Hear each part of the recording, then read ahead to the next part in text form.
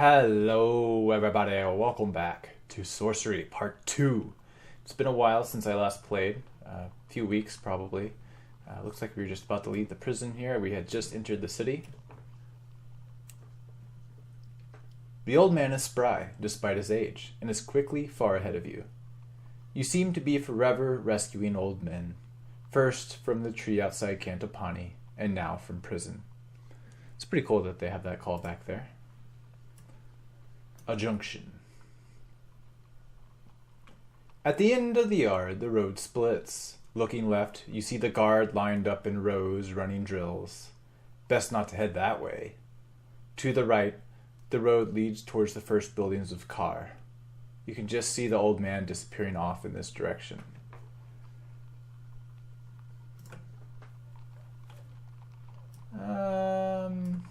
Can we even head the wrong way? No, it won't even let me head into the guard area. No one's that stupid, right? Fine. Game. Fine. Night is falling. Luckily, by the roadside is a small inn, which will make a perfect place to stay before you lose yourself in the winding streets of Car. We have 17 to 20 stamina, 0 rations. Alternatively, you could walk into the fields to the right and sleep out under the stars. We have 28 gold as well. From somewhere nearby, you hear a low, baying howl. A howl? No, let's go see what the inn costs. I'm not going to deal with no howl. A sign outside the inn proclaims it the Crooked Finger. Why does that sound familiar? It's been too long since I played this game to actually remember. This is like some awkward resolution right here where I can't quite reach this flag without zooming all the way out. You go inside and find an empty bar. The bartender is snoozing at the counter. Clearly, trade is bad. Ooh, can we get a deal? Let's find out. Approach the bar. Does the setting of the map seem a little different for this part? Seems like a little more detailed. I don't know. I can't tell. The bartender wakes with a snortle as you approach. Greetings, traveler, He yawns. You'll be looking for directions to somewhere else, I suppose. I wish to take a room. No trouble, The innkeeper says. 7 gold pieces. Do you play swindle stones? You ask hopefully. The innkeeper narrows his eyes. If you think you can cheat me out of my gold, you've got the wrong idea. Not cheat. A fair game. He clearly doesn't trust you, but he nods. All right. He sweeps a space on the bar top. He rubs his hands. What's the stake?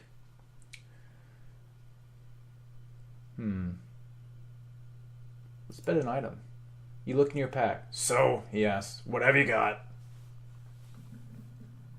Bet my longsword for a room? What is even in my pack? Whoops. How do I get to my pack? Pack? Items. Weapons? Okay. God, that's so unnecessarily loud.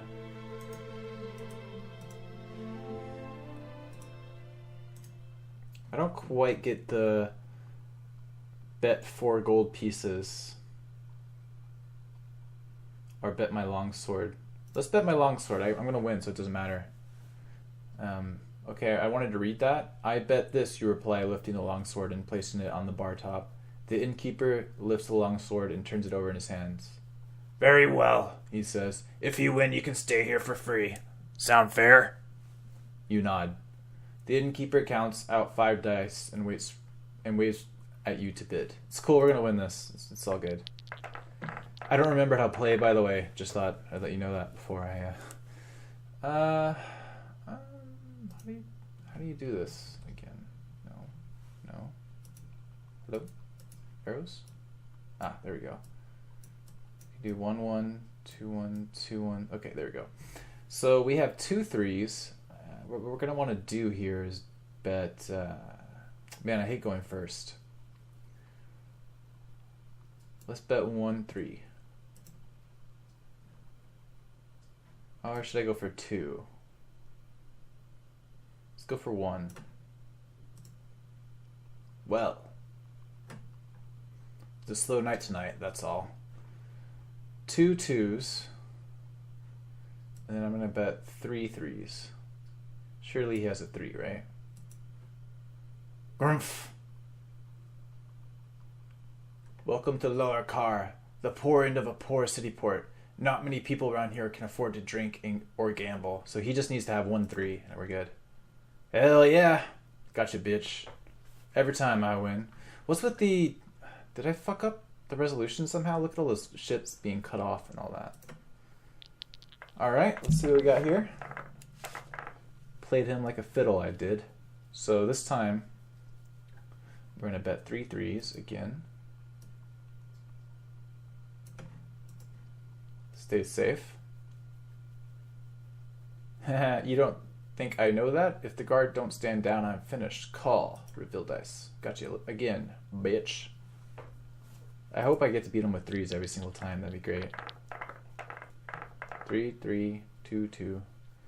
So we're gonna bet 2 2s because that's his bet. So we're gonna steal it from him. 3 3s. Should I call him?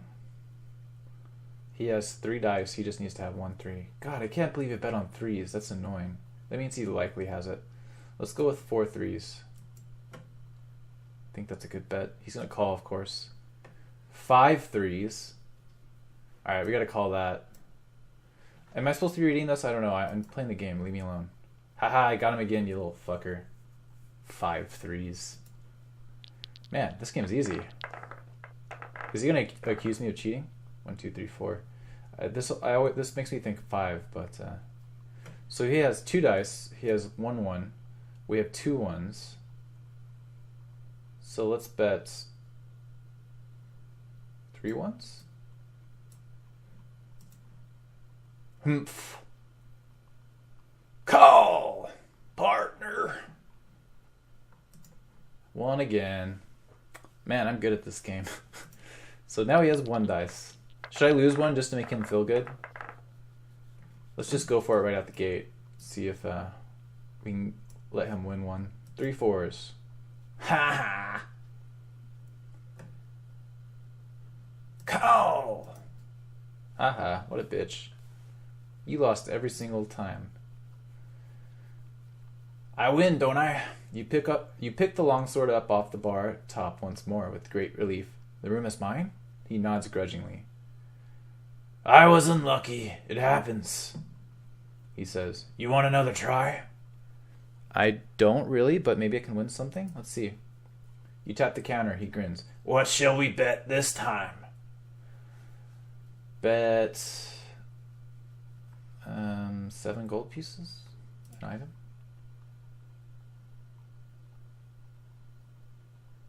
Nothing I'd be willing to stake, you reply. The innkeeper's mouth sets in a hard line. Then no game. I've got an end to run. I mean, I have 28 gold. I didn't think 7 gold was really going to do me much good. So I was going to see if I could have an item swap. I was hoping to get an item out of him, basically, but... can I go? Hang on. Did the game just fuck me?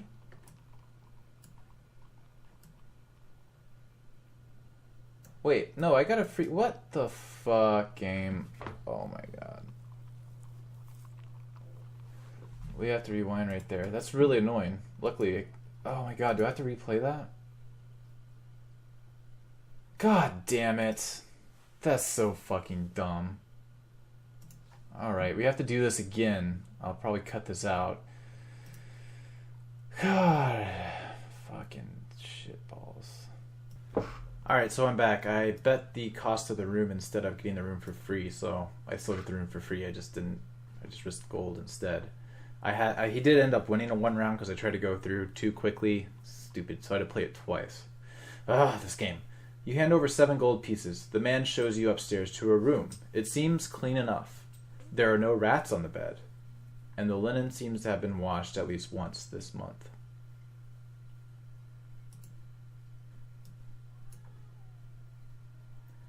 After your long day of walking, the thought of a real bed is a welcome relief. You settle down, settle to sleep.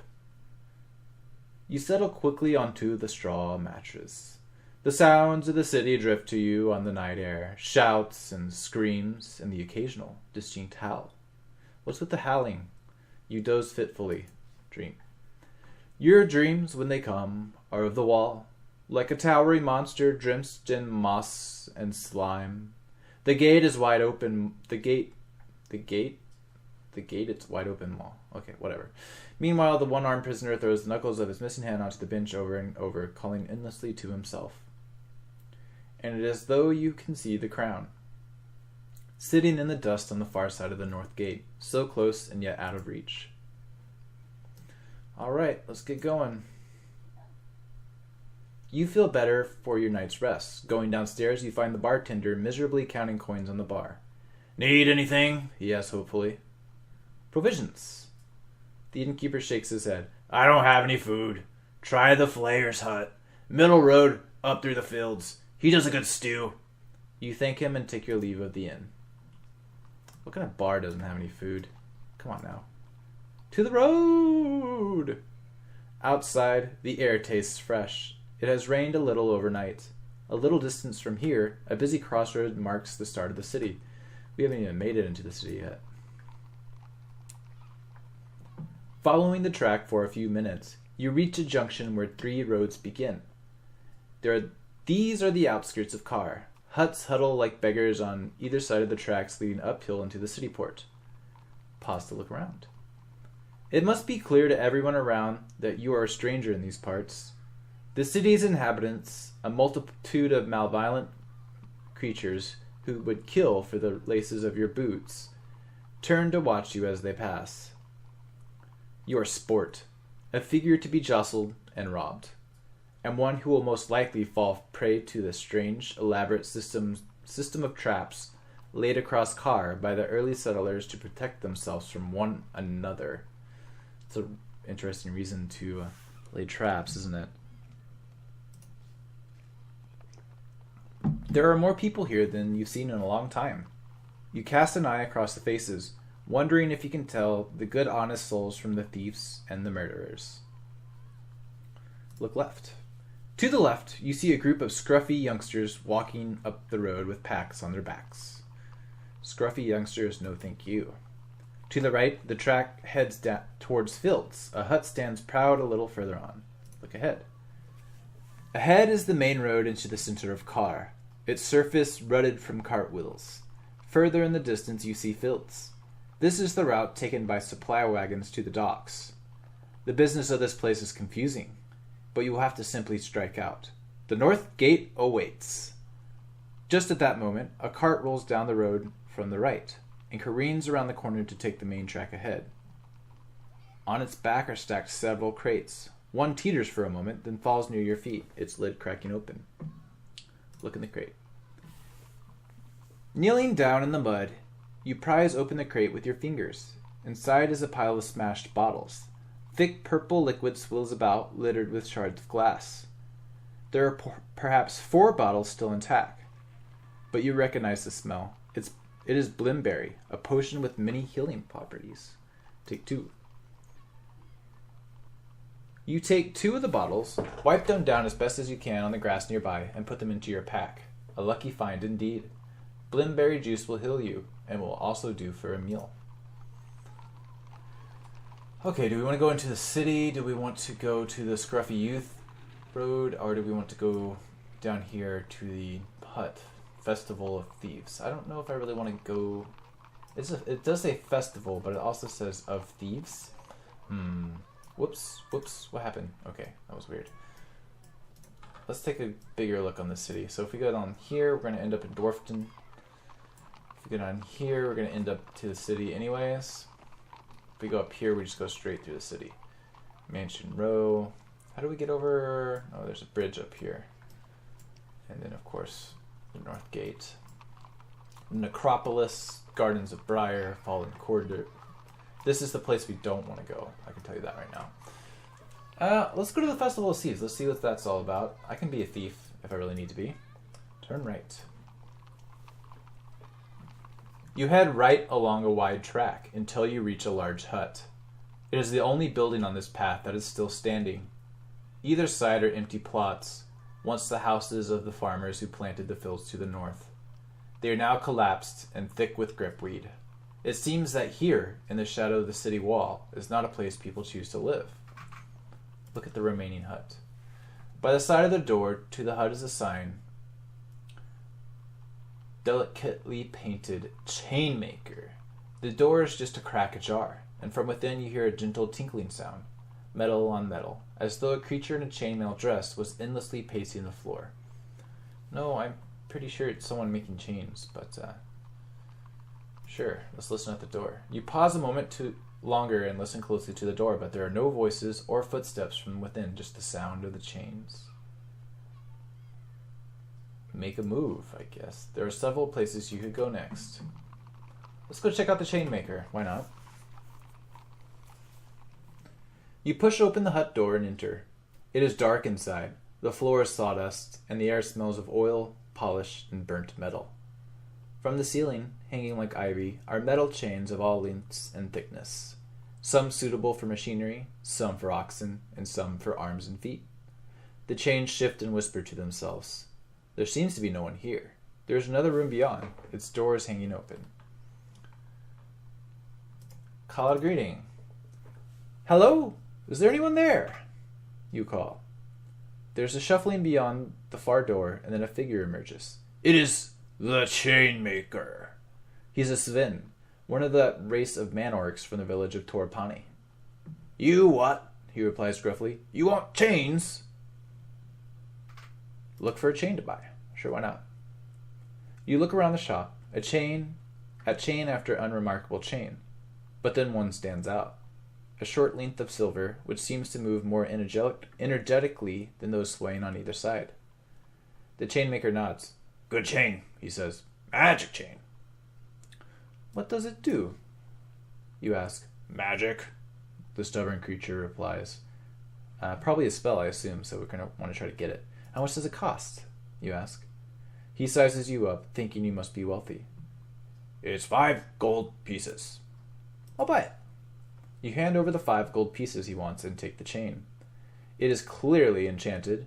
The ends seem to snap and bite at one another like amorous snakes. Good for taking out their knees, the chainmaker explains. You head out of the shop. So let's see if that was a special item that I needed to cast a spell. Chain? Beeswax, Goblin's Tooth, Bamboo Flute, Vial of Glue, Giant's Tooth, Medicinal Potion. We got that one now. Heal any creature who drinks them. The potions may be used by the caster, but will not bring a being that has actually died back to life. Okay. Pebble. Sand. Skull Cap, which I have, but I've never used this. What is this? Read the mind of any intelligent creature nearby. Okay. Black face mask. Gold-backed mirror. Jewel of gold. Stone dust. Firewater. Brass pendulum. Jewel-studded medallion. Pearl ring. Bracelet of bone. Sun jewel. Wig. Green ring. Crystal orb. Holy water. No. Seems a chain is actually not... maybe it's a weapon? Let's see. Weapon? Oh, damn. I don't need another weapon. Alright, let's cut through the fields. Get a move on here. You strike out across the fields, away from the path, heading towards the rising land and the river. Somewhere in the center of Kar are the docks, a busy place, where you should be able to find somewhere to stay overnight, and perhaps learn more about the city. You crest the rise, intending to get a view of the way ahead, then pause at a sound from behind you. It is the quiet of a dagger drawing from a sheath. Cast a spell, for we are a sorcerer. Let's see here. What do we got? Jig? I can't cast that. I don't have a bamboo flute. I wish you wanted to show me stuff I couldn't cast. It's annoying. 6. Clone the caster. It's not something I've ever used, and it's kind of boring, to be honest. a W. Control non-intelligent creatures. I don't think this is non-intelligent. It might be dumb, but he's not non-intelligent. It's going to be Yob, which I can't cast because I used up all my giant's teeth. Was there anything else? Looks like 6 is my only...